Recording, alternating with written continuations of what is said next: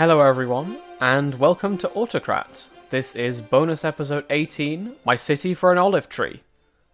This is a solo episode today, and it is the foundation story of Athens. We're covering this given that our narrative is going to be following the foundation of another city-state which will become big in the ancient world very soon. So, we thought, why not also do one about Athens? Actually, this is going to be part of a triple feature with Biopedia and After Alexander, the other two podcasts I'm involved with. On After Alexander, we will be covering the story of Athens across time, mainly after the Hellenistic Age, and on Biopedia, we will be discussing olive trees in more detail. So, without further ado, let's get into the myth. We pick up with a man called Cecrops, or Cecrops, C-E-C-R-O-P-S, a man born from the ground. He was half man, half snake, and yes, that is as crazy as it sounds. He was the first king of a region called Attica, and he ruled during a time when the gods wanted to take over particular cities which would venerate them as individual deities specifically.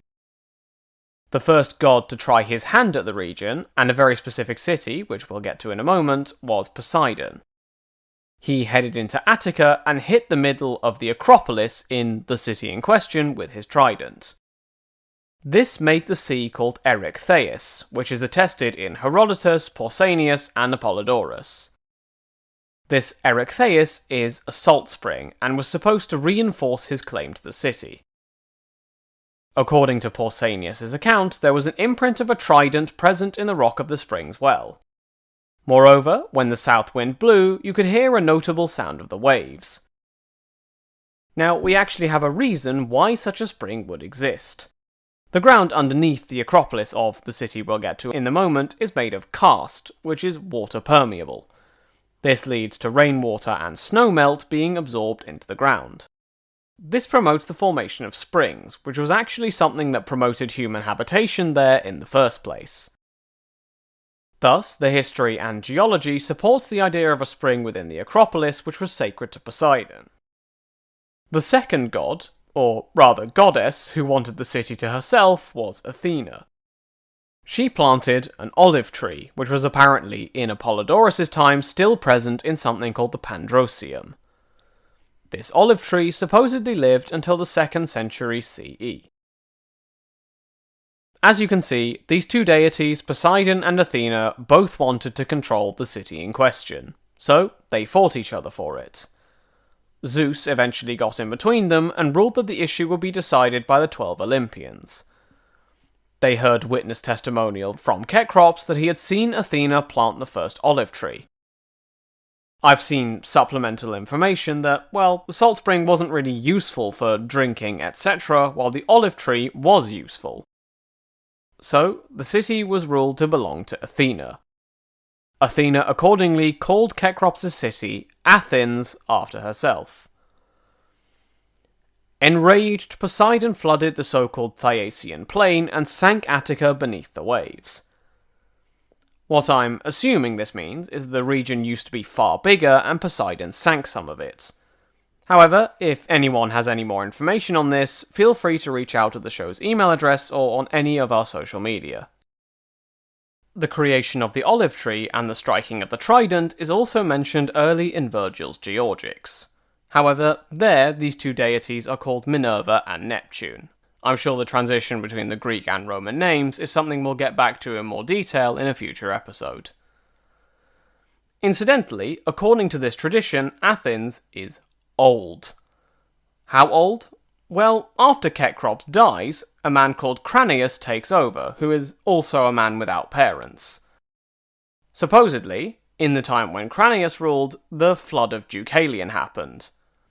Now, interestingly, Cranaeus has descendants, so they must have made it through the flood. Alternatively, maybe the myth has got it slightly wrong, and Cranaeus, and maybe even Cecrops, is one of the people made from rocks Deucalion and Pyrrha threw over their shoulders, which we covered in episode 15. After all, Apollodorus seems to make a lot of references to people born from the soil during this time. However, that's not the point. The flood, according to our chronology from the Parian Stela, takes place during the 16th century BCE, so again, this means that Athens is old as a city. Interestingly, the area around Athens is known to have been inhabited since the final days of the Neolithic era between 3500 and 3200 BCE, so I guess in a way not that far off the mark. Cecrops married and had one son called Erysichthon. However, Erysichthon died without children. That said, Cecrops did have 3 daughters. These are Agraulus Jr., as his wife was also called Agraulus, Hirce, and Pandrosus. Agraulus Jr., or wait, that's too long, let's call her AJ, would go on to have a daughter by Ares. In fact, Ares killed a son of Poseidon after he, let's say, tried to have his way with her, and although Poseidon hauled Ares before the other gods, Ares was found free of blame in the incident. Now, let's stick with Hirce and the other sisters for a moment, because there's a story related to them in Ovid's Metamorphoses. Now, Hirce was supposedly very beautiful, shining as bright compared to other people as the morning star shines, at least according to Book 2 of Ovid's Metamorphoses. The god Hermes was smitten by her, and so assured in his attractiveness was he that he did not take a disguise when he flew down to her, but instead just showed up as himself in all his glory. He arrived at the house. AJ saw him first, and Hermes confessed he was here for her sister Hirce. He told AJ to help him, and she would be an aunt to the son of Hermes. Right. Yeah, that's the kind of material we're working with. AJ rather bluntly asked for a lot of gold if he wanted her help, and evicted him from the house, which seems bold. Now, the goddess Athena had observed all this, and was not happy. She had a prior grudge against AJ. This is because she had once left a child called Erichthonius, born with no mother by the way, in a box with the 3 daughters of Cecrops and ordered them not to open it. And no, don't ask. Athena left a raven behind hidden in a willow to spy on them. Hirce and Pandrosus did not want to open the box, but AJ accused them of being cowards and opened it. They accordingly found the baby with a snake laying beside him. All of this is not to diverge into this story, but AJ had gone against Athena is the point, and now was going against Hermes. Athena flew to the House of Envy and made her use her poisons against AJ. Envy planted into her heart a vision of Hirce marrying Hermes, making the whole picture look brilliant and driving jealousy into AJ's heart. So, she resolved to wait on the doorstep and keep Hermes away when he next showed up. When he eventually did, she vowed that she would not move from the spot until she had chased Hermes off. Hermes replied that, well, it was important she keep this vow, and passed her by, waving his wand to open the door. AJ tried to get up, but found her feet fused to the ground.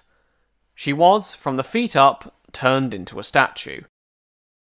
And apparently, and this is a detail Ovid gives us, the darkness of her thoughts had darkened the stone that she turned into. Afterwards, Hermes took his leave and flew off into the sky. Hermes and Hirce's apparent son was called Cephalus, whom the goddess Eos fell in love with. His son was Tithonus, who you might think we've met before, and then that whole bit about Sandocus.